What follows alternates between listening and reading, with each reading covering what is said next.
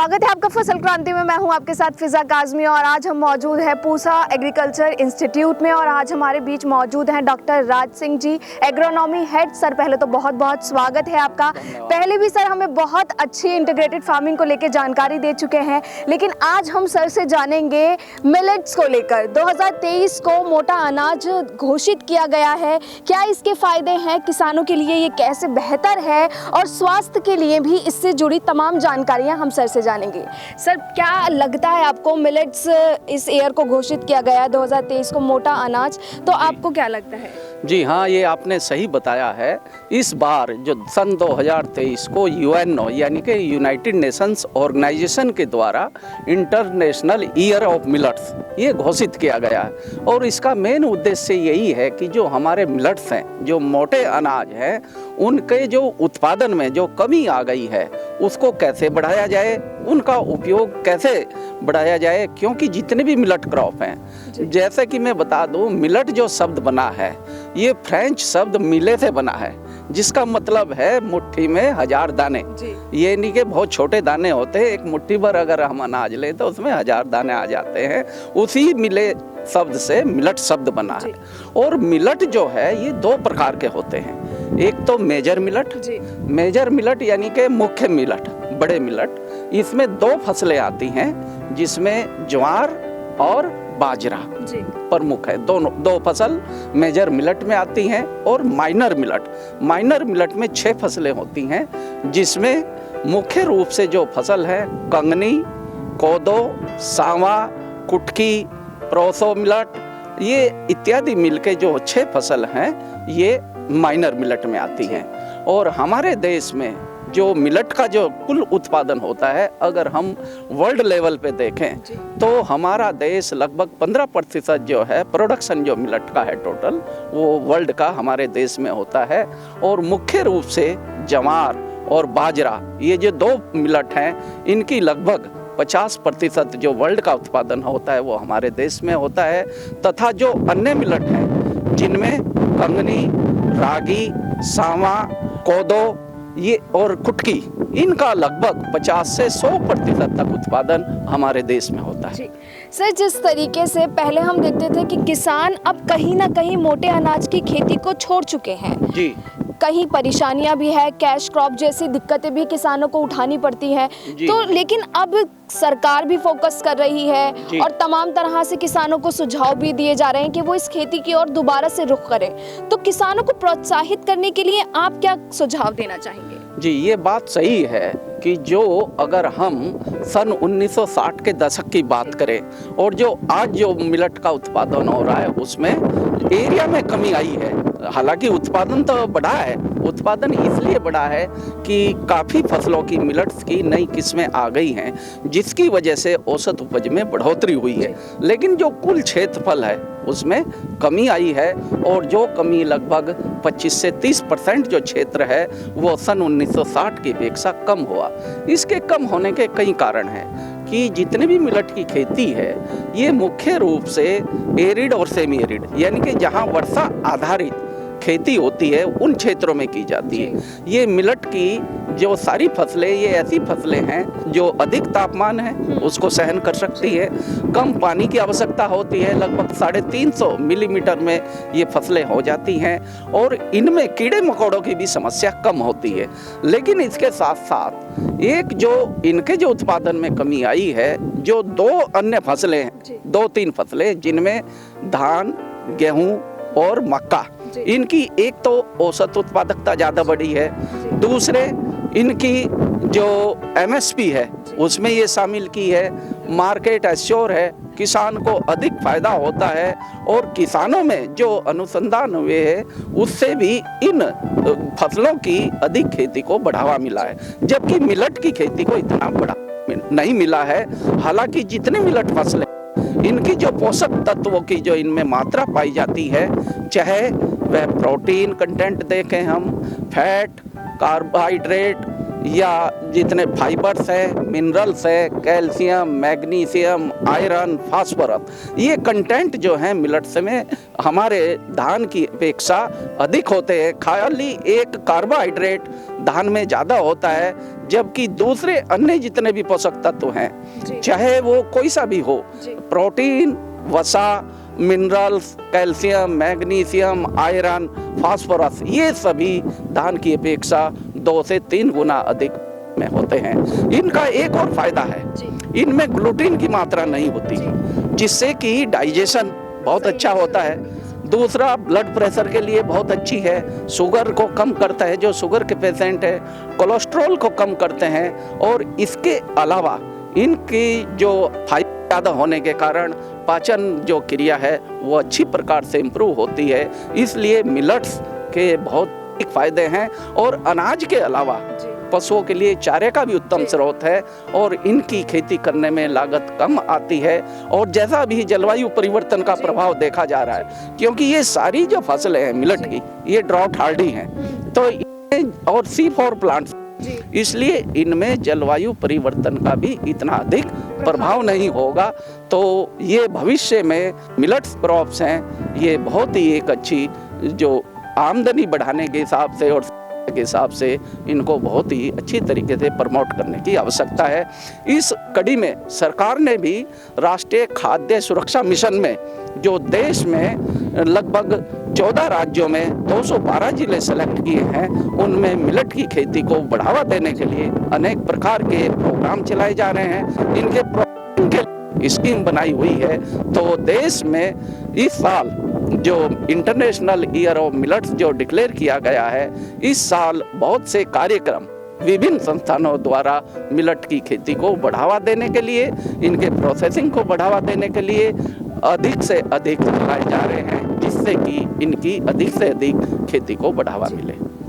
Sir, अगर हमारे देश में मोटे अनाज की खपत की बात करें तो कितनी खपत है और ज़रूरत कितनी लगती है अब? जैसा मैंने बताया, जो अभी फिलहाल हमारे देश में मोटे अनाज का, जिसमें मुख्य रूप से जवार और बाजरा, इन जवार का उत्पादन है लगभग 5 मिलियन टन, बाजरे का उत्पादन हमारे देश में लगभग 9.8 मिलियन टन है, और रागी का लगभग 1 मिलियन टन है, और बाकी जो मिलेट्स हैं उनका भी लगभग 0.8 मिलियन टन है। तो कुल मिला के जितने भी मिलेट्स हैं, इनका उत्पादन हमारे देश में लगभग 15.8 मिलियन टन है। और जहाँ तक एक्सपोर्ट की बात है, अभी इन एक्सपोर्ट से देश में काफ़ी विदेशी मुद्रा अर्जित की जा रही है।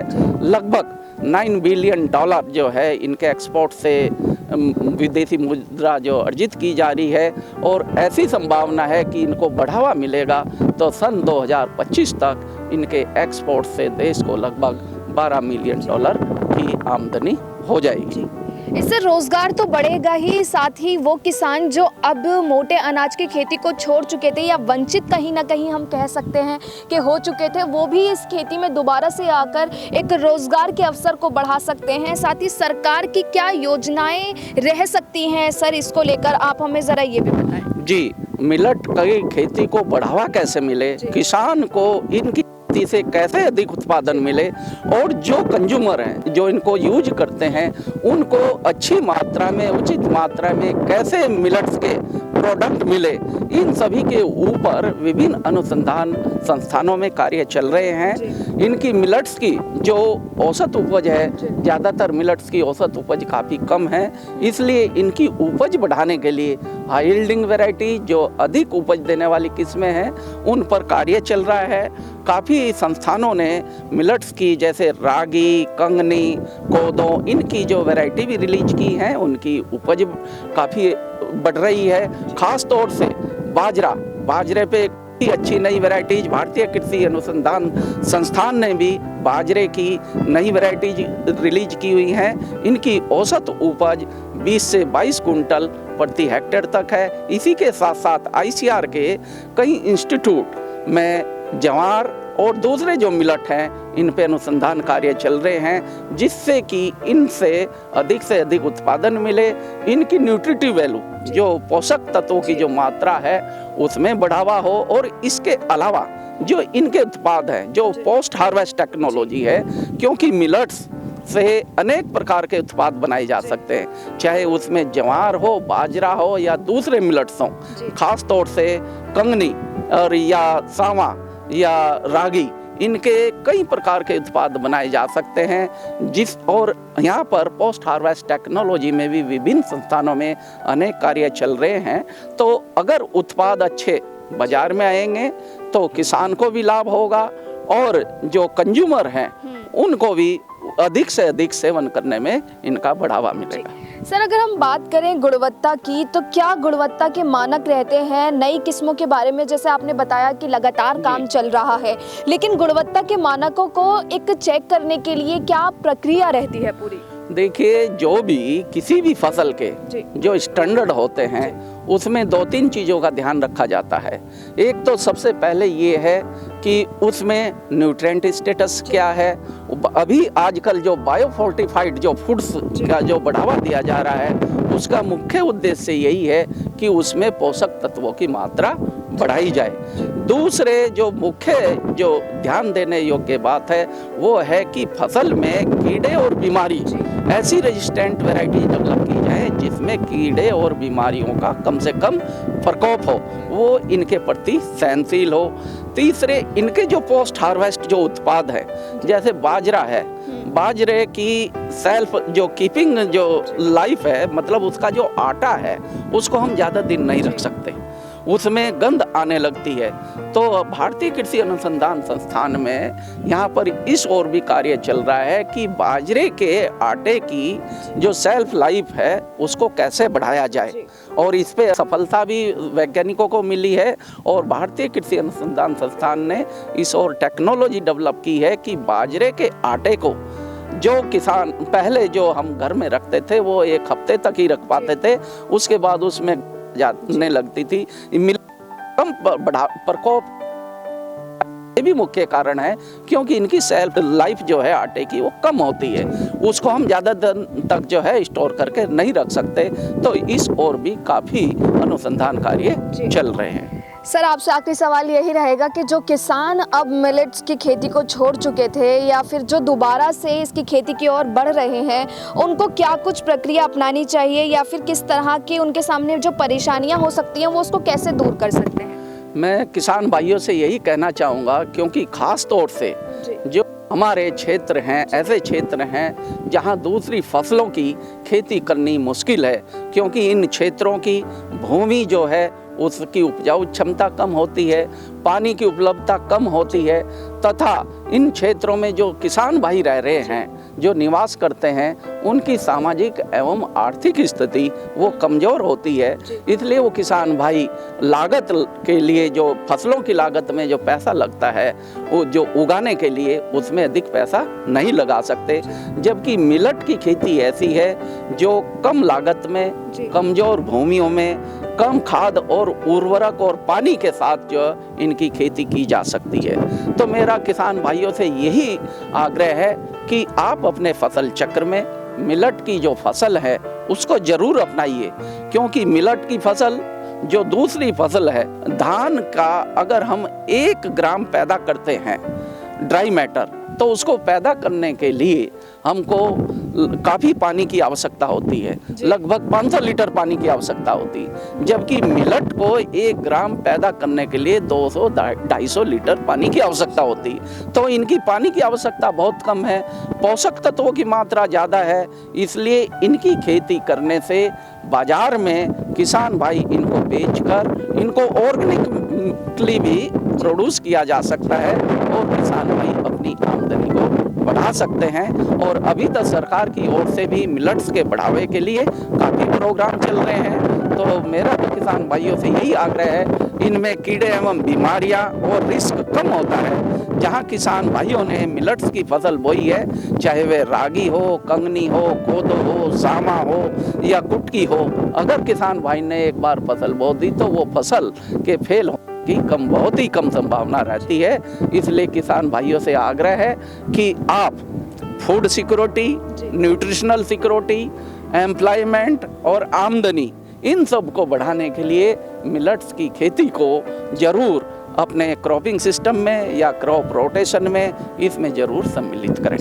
बहुत बहुत शुक्रिया हमें तमाम जानकारी देने के लिए सर। ऐसी ही तमाम जानकारी जैसे सर ने हमें बताया कि मिलेट्स की खेती क्यों ज़रूरी है, किसान जो खेती को छोड़ चुके हैं वो कैसे अपना सकते हैं, और अंतर्राष्ट्रीय लेवल पर जिस तरह से इस खेती को बढ़ावा दिया गया है उसको अपनाकर किसान कम खर्च में अच्छी लागत कमा सकते हैं। ऐसी ही तमाम जानकारी हम आप तक पहुँचाते रहेंगे। आप जुड़े रहिए फसल क्रांति के साथ।